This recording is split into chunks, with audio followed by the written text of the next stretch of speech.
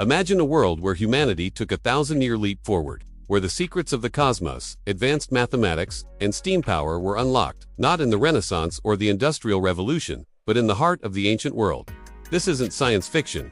It might have been our reality if not for what many consider the greatest intellectual tragedy in human history: the destruction of the Great Library of Alexandria. What was this legendary place? It wasn't just a building with scrolls. It was the intellectual heart of the ancient world, a beacon of knowledge founded by Ptolemy, one of Alexander the Great's successors. In the 3rd century BC, in the magnificent city of Alexandria, Egypt.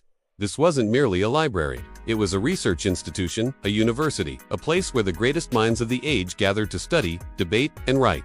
Imagine the brightest scholars from across Greece, Egypt, Persia, and beyond, all working under one roof. The sheer scale of its collection is mind-boggling. Estimates range from 40,000 to over 400,000 papyrus scrolls. Every ship that docked in Alexandria's bustling port was searched. If any book was found, it was taken to the library to be copied. The original was kept, and the copy was returned to its owner. They were determined to collect all the world's knowledge. And what knowledge it was! This is where Eratosthenes, with astonishing accuracy, calculated the circumference of the Earth using nothing but sticks, shadows, and brilliant geometry. He was off by less than 2%. Think about that over 2,200 years ago. Here, the astronomer Aristarchus of Samos proposed a heliocentric model, suggesting that the Earth and planets revolved around the Sun. This was nearly 1,800 years before Copernicus. His work, and the debates it surely sparked, were housed within those walls. It was here that Euclid wrote Elements, the foundational textbook for geometry that was used for centuries. Hero of Alexandria, an incredible inventor, documented devices that were precursors to steam engines, automatic doors, and even vending machines. Yes, you heard that. Rita coin-operated holy water dispenser existed in ancient Alexandria. The medical knowledge was unparalleled, with physicians like Herophilus pioneering the study of anatomy, dissecting human bodies to understand the nervous system and the function of the heart. The library also held countless works of literature, poetry, and drama, including lost plays by masters like Sophocles and Euripides. Imagine having the complete works of every great ancient author, not just the fragments that survived by chance. This was the intellectual inheritance of humanity, all gathered in one place. So, what happened to it? How could such a treasure be lost? The popular image is one of a single, catastrophic fire, a cinematic blaze that consumed everything in one tragic night. But the reality is far more complex and, in some ways, even more tragic. The library didn't die in a single fire. It faded away over centuries through a series of blows, neglect, and changing ideologies. The first major blow came in 48 BC, during Julius Caesar's civil war in Alexandria. While fighting for his life, he set fire to ships in the harbor. The fire, according to some accounts, spread to the docks and destroyed a warehouse containing scrolls. Historians debate whether this warehouse was part of the main library or simply a storage facility for books awaiting processing. While it was a significant loss, it wasn't the final knockout punch. The library and its community of scholars continued to function. Over the next few centuries, the library faced a slow decline. Economic struggles within the Ptolemaic dynasty and later under Roman rule meant less funding for acquiring scrolls and supporting scholars. The intellectual climate of Alexandria began to shift. The city was a hotbed of religious and political conflict. A more severe blow came in the 3rd century AD. The Roman Emperor Aurelian, while quelling a revolt in Alexandria, destroyed the Bruchian Quarter, the royal district where the main library was located. This conflict likely obliterated a huge portion of what remained of the original collection and the institution itself.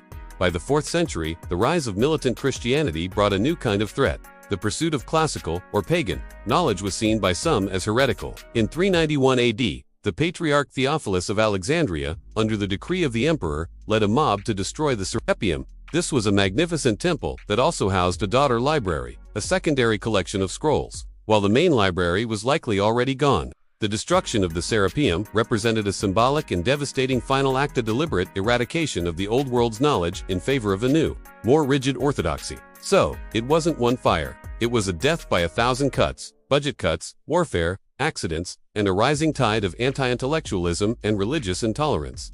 The loss wasn't just a moment, it was a process, a gradual dimming of the light of reason. This brings us to the ultimate question: what did we lose? What knowledge vanished that could have changed the course of history? We can only speculate, but the possibilities are staggering. Imagine if Aristarchus's heliocentric model had been accepted. Would the scientific revolution have started a millennium and a half earlier? Would we have reached the stars sooner? Think of heroes, steam engine, If his work hadn't been dismissed as a mere novelty, could the Industrial Revolution have begun in the Roman Empire?